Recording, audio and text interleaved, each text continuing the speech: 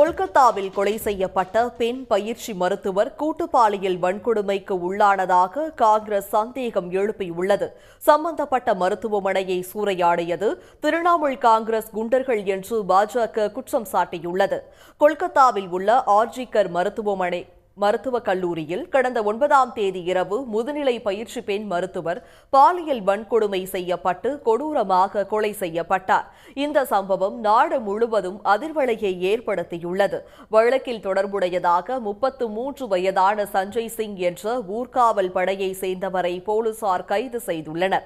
அதைத் தொடர்ந்து இந்த வழக்கு சிபிஐக்கு மாற்றப்பட்டுள்ள நிலையில் நேற்று இரவு ஆர்ஜிகர் மருத்துவமனை அருகே தர்ணா போராட்டத்தில் ஈடுபட்டிருந்த சிலர் திடீரென உள்ளே புகுந்து நாற்காலிகளை அடித்து நொறுக்கி சூறையாடினர்.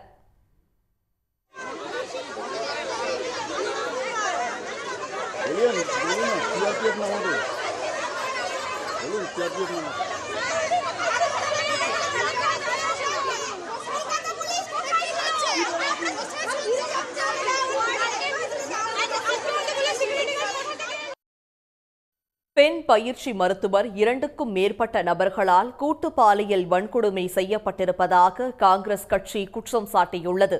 இதே குற்றச்சாட்டை முன்வைத்துள்ள பாஜக முன்னாள் அமைச்சர் ராஜீவ் சந்திரசேகர் குற்றவாளிகளை காப்பாற்ற கொல்கத்தா போலீசார் முயற்சிப்பதாக குற்றம் சாட்டியிருக்கிறார்.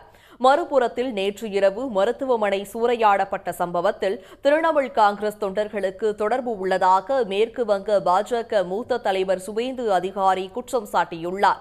மருத்துவமனை சூறையாடப்பட்ட சம்பவத்திற்கு இந்திய மருத்துவ சங்கம் கண்டனம் தெரிவித்துள்ளது. இதற்கிடையே ஆர்ஜிகர் மருத்துவமனைக்கு புதிய முதல்வர் நியமனம் செய்யப்பட்டுள்ளார். சன் நியூஸ் வாட்ஸ்அப் சேனலை ஃபாலோ செய்யுங்கள். QR கோடை ஸ்கேன் செய்து சன் நியூஸோடு இணைந்திருங்கள்.